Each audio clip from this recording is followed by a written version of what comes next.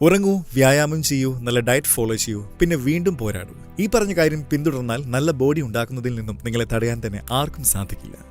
എല്ലാവരും പറയുന്ന കാര്യമാണ് കുട്ടിക്കാലം നിഷ്കളങ്കതയുടെയും യൗവനം ശക്തിയുടെയും വാർദ്ധക്യം ദൗർബല്യങ്ങളുടേതുമാണെന്നത്.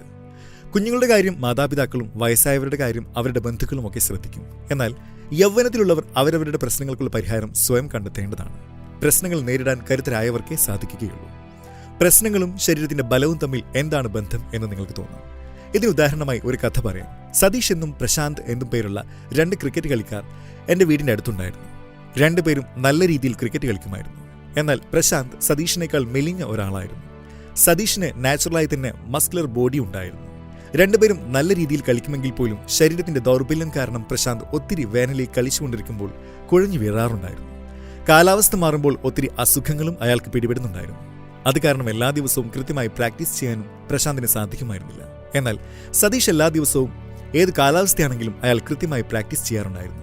അങ്ങനെ അയാൾക്ക് ക്രിക്കറ്റിലെ സ്റ്റേറ്റ് ലെവലിൽ വരെ എത്താൻ സാധിച്ചു.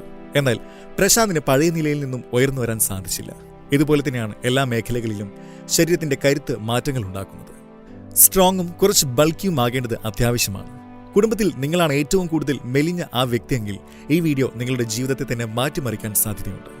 ഇനി പറയാൻ പോകുന്ന റൂട്ടീൻ നിങ്ങൾ 1 മാസം ഫോളോ ചെയ്യുകയാണെങ്കിൽ തീർച്ചയായും നിങ്ങൾക്ക് വ്യത്യാസം കാണാൻ സാധിക്കും. എന്നാലും ശരീരം പുഷ്ടിപ്പെടുത്തുന്നതുകൊണ്ട് എന്ത് വലിയ മാറ്റമാണ് ഉണ്ടാവുക എന്ന് നിങ്ങൾ ഇപ്പോഴും ചിന്തിക്കുകയാണെങ്കിൽ ഞാൻ നിങ്ങളോട് പറയുകയാണ്, ശാരീരികമായി കരുത്തുള്ളവരാണ് ജീവിതത്തിൽ കൂടുതൽ മുന്നോട്ട് പോവുക. നിങ്ങളുടെ ശരീരം ദുർബലമാണെങ്കിൽ ഏതു മേഖലയിലാണെങ്കിലും നിങ്ങൾക്ക് ബുദ്ധിമുട്ടുകൾ നേരിടേണ്ടി വരും. നല്ല രീതിയിൽ ഓടാനോ ചാടാനോ ഒന്നും തന്നെ ചെയ്യാൻ കഴിയാത്ത ഒരു സ്ഥിതി ഉണ്ടാവുകയും ചെയ്യും. കോളേജിലൊക്കെ തീരെ മെലിഞ്ഞ ആളുകൾ പെട്ടെന്ന് തന്നെ ക്ഷീണിച്ചു പോകുന്നതായി എൻ്റെ ശ്രദ്ധയിൽപ്പെട്ടിട്ടുണ്ട്. അതേസമയം ബോഡി വൈസ് ബൾക്കിയായ വിദ്യാർത്ഥികൾ കൂടുതൽ ആക്ടിവിറ്റീസിൽ പങ്കെടുക്കുകയും അവരുടെ ജീവിതം കൂടുതൽ മികച്ചതാക്കുന്നതും എൻ്റെ ശ്രദ്ധയിൽപ്പെട്ടിട്ടുണ്ട്. So let's crack the secret of a muscle body. ഏറ്റവും ആദ്യം നിങ്ങളുടെ ശരീരം ഏത് തരത്തിലുള്ളതാണെന്ന് മനസ്സിലാക്കുക. ഇന്ത്യയിൽ പ്രധാനമായും 3 തരമാണുള്ളത്. 1 എക്ടോമോർഫ്, 2 എൻഡോമോർഫ്, 3 മെസോമോർഫ് തുടങ്ങിയവയാണ് ആ 3 ടൈപ്സ്. എക്ടോമോർഫ് തരത്തിൽപ്പെടുന്നവർ ശാസ്ത്രീയമായി പറഞ്ഞാൽ ഭാരം വർദ്ധിപ്പിക്കുക എന്നത് വളരെയധികം പ്രയാസകരമായ രീതിയിലുള്ള ശരീരഘടനയുള്ളവരാണ്. ഇന്ത്യൻ ക്രിക്കറ്റ് ടീമിൽ നമുക്ക് കാണാൻ സാധിക്കുന്ന എക്ടോമോർഫ് ശരീരഘടനയുള്ള വ്യക്തിയാണ് യുവേന്ദ്ര ചാഹൽ. ഇതുമായി താരതമ്യം ചെയ്യുമ്പോൾ എൻഡോമോർഫ്, മെസോമോർഫ് തുടങ്ങിയ ശരീരഘടനയുള്ളവർക്ക് ഭാരം വർദ്ധിപ്പിക്കാൻ സാധിക്കുന്നതാണ്. അതായത് MS ധോണി, രോഹിത് ശർമ്മ തുടങ്ങിയവർക്കൊക്കെ എളുപ്പത്തിൽ ഭാരം വർദ്ധിപ്പിക്കാൻ സാധിക്കുന്ന തരത്തിലുള്ള ശരീരഘടനയാണുള്ളത്. എത്ര ശ്രമിച്ചിട്ടും ഭാരം വർദ്ധിപ്പിക്കാൻ സാധിക്കാത്ത തരത്തിലുള്ള ശരീരമാണ് നിങ്ങളുടേതെങ്കിൽ നിങ്ങൾ എക്ടോമോർഫ് ടൈപ്പ് ബോഡിയുള്ള വ്യക്തിയാണ്. എന്നാൽ നിങ്ങൾ പേടിക്കേണ്ട കാര്യമില്ല. കാരണം ഇനി പറയാൻ പോകുന്ന കാര്യങ്ങൾ 1 മാസം നിങ്ങൾ കൃത്യമായി പിന്തുടരുകയാണെങ്കിൽ നിങ്ങളുടെ ഭാരവും തീർച്ചയായും വർദ്ധിക്കുന്നതാണ്. അതിനുവേണ്ടി രാത്രിയിൽ സമാധാനമായി ഉറങ്ങുകയും രാവിലെ നേരത്തെ ഉണരുകയും ചെയ്യേണ്ടതാണ്. രാവിലെ ഉണർന്ന ശേഷം സമാധാനമായി ഒരിടത്തിരുന്ന് 2 ഗ്ലാസ് നിറയെ വെള്ളം കുടിക്കേണ്ടതാണ്. ഇത് നിങ്ങളുടെ ദഹന പ്രക്രിയയെ മികച്ചതാക്കാൻ സഹായിക്കും. ശരീരഭാരം വർദ്ധിക്കാത്തതിന്റെ പ്രധാനപ്പെട്ട പ്രശ്നം ദഹനത്തിൻ്റേത് തന്നെയായിരിക്കും. അത് മികച്ചതാക്കാൻ വെള്ളം കുടിക്കേണ്ടത് അത്യാവശ്യമാണ്. രാവിലെ വ്യായാമത്തിന് മുൻപ് എന്താണ് കഴിക്കേണ്ടത് എന്നത് എല്ലാവരുടെയും ഒരു സംശയമാണ്. അതിന് ഏറ്റവും മികച്ചതാണ് ഫ്രൂട്ട്സ്. ഇനി പഴങ്ങളിൽ തന്നെ എന്താണ് കഴിക്കേണ്ടത് എന്നൊരു സംശയവും ഉണ്ടാകാം. അതിനുത്തരമായി ഞാൻ പറയാൻ പോകുന്നത് പപ്പായ ആയിരിക്കും.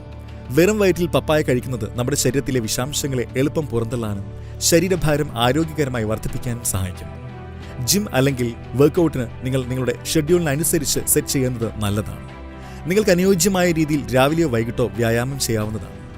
ഇനി ആളുകൾക്കുള്ള ഒരു തെറ്റായ ധാരണയെപ്പറ്റി പറയാം. മെലിഞ്ഞ ആളുകൾ വീണ്ടും വ്യായാമം ചെയ്യുന്നത് അവരുടെ ഭാരം കുറയ്ക്കും എന്ന് ചിന്തിക്കുന്നവരുണ്ട്. എന്നാൽ ഇത് തികച്ചും തെറ്റാണ്. പകരം വ്യായാമം ചെയ്യുന്നതിലൂടെ നിങ്ങളുടെ മസിൽസ് വളരുകയും അതിലൂടെ ഭാരം വർദ്ധിക്കുകയുമാണ് ചെയ്യുക. ആരോഗ്യകരമായ രീതിയിലുള്ള വ്യായാമം ചെയ്യുന്നതിലൂടെ കൃത്യമായ വിശപ്പുണ്ടാവുകയും അങ്ങനെ നമ്മുടെ ശരീരത്തിൽ മെറ്റബോളിസം വർദ്ധിക്കുകയും നല്ല രീതിയിലുള്ള ശരീര വളർച്ച ഉണ്ടാവുകയും ചെയ്യുന്നതാണ്. രാവിലെ വ്യായാമം ചെയ്തതിനു ശേഷം എന്താണ് കഴിക്കേണ്ടത് എന്നത് ഒരു പ്രധാനപ്പെട്ട കാര്യമാണ്. രാവിലെ വർക്കൗട്ട് ചെയ്തതിനു ശേഷം ധാരാളം വെള്ളം കുടിക്കുക. അതോടൊപ്പം തന്നെ ശരീരത്തിൽ പ്രോട്ടീൻ്റെ അളവ് വർദ്ധിപ്പിക്കുന്നതിനായി ഒരു ഷേക്ക് കൂടെ ഉൾപ്പെടുത്തുക. 2 വാഴപ്പഴങ്ങളും നട്ട്സും പാലും ഒക്കെ ഉൾപ്പെടുത്തി ഒരു ഷേക്ക് ഉണ്ടാക്കി കുടിക്കാവുന്നതാണ്. നിങ്ങൾ തീരെ മെലിഞ്ഞ ഒരു വ്യക്തിയാണ്.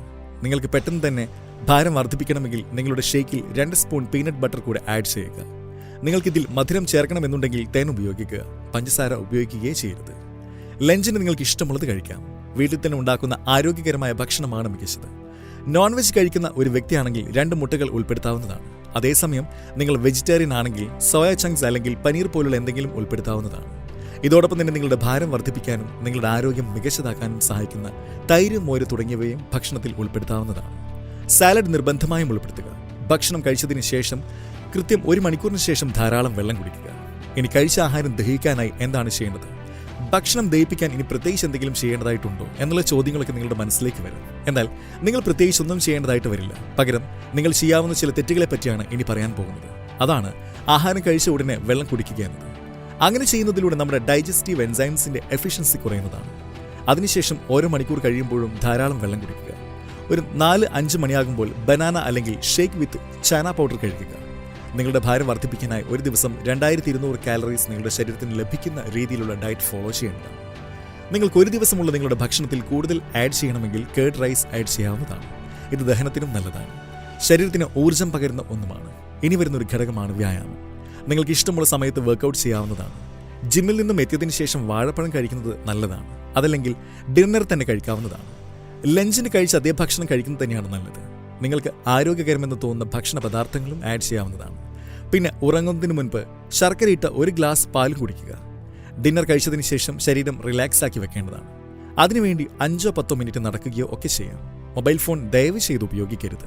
അത് നിങ്ങളുടെ ശരീരത്തെ റിലാക്സ് ചെയ്യുന്നതിൽ നിന്നും തടയുന്നു.